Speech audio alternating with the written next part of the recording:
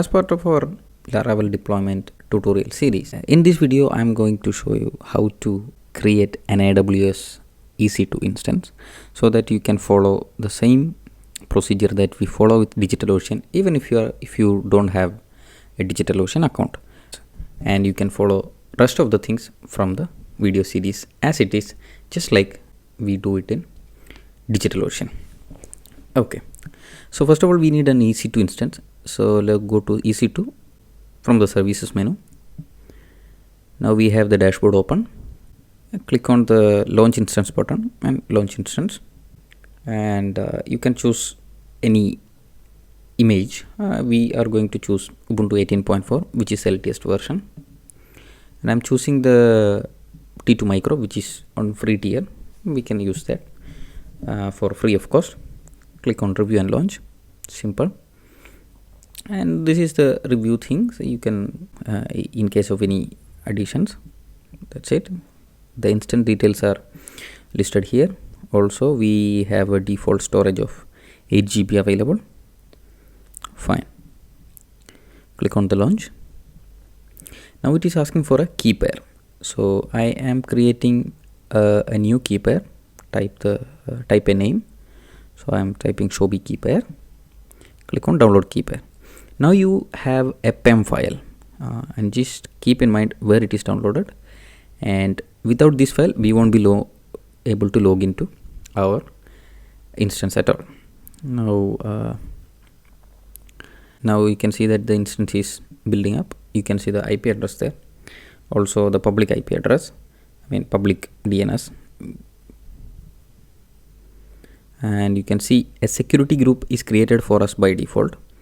So you need to edit the security rules so that other traffic is also allowed into this server. As of now only SSH is allowed. Click on the edit button, add rule, and use HTTP from anywhere. Also you can see the port is 80, and add rule for HTTPS also we have to enable it.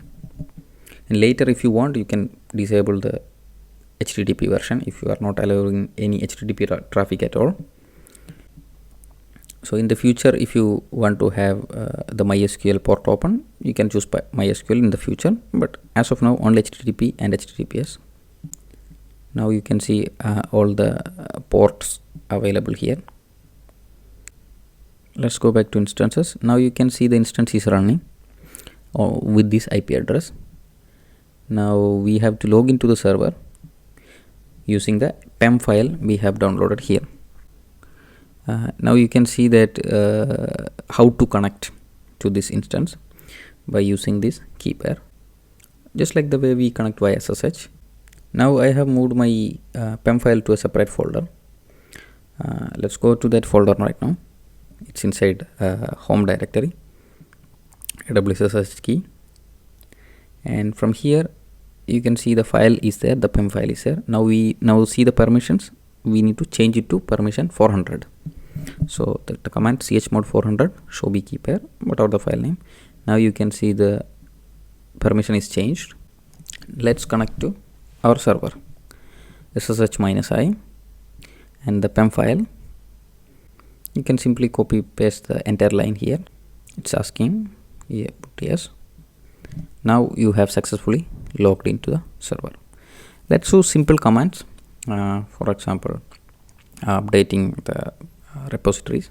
Let's do an upgrade of existing packages. Put yes. Let us wait a bit.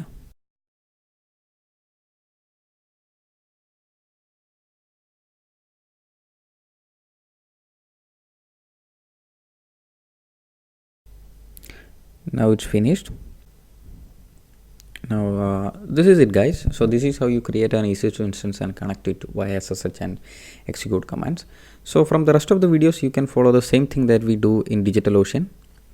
So now if you go to this site you won't be able to see anything because there is no Nginx or any other service installed. That is why the server is responding that the site cannot be reached. From now onwards you can follow the rest of the tutorial which we execute, which we try on DigitalOcean. All those same commands and the process we can apply to AWS as well without any change. The only change is that the way we connect to the AWS using the PEM file, where we were initially connecting to DigitalOcean by uploading our own public key to DigitalOcean. That is it, guys. We will see you in the next video. Thank you.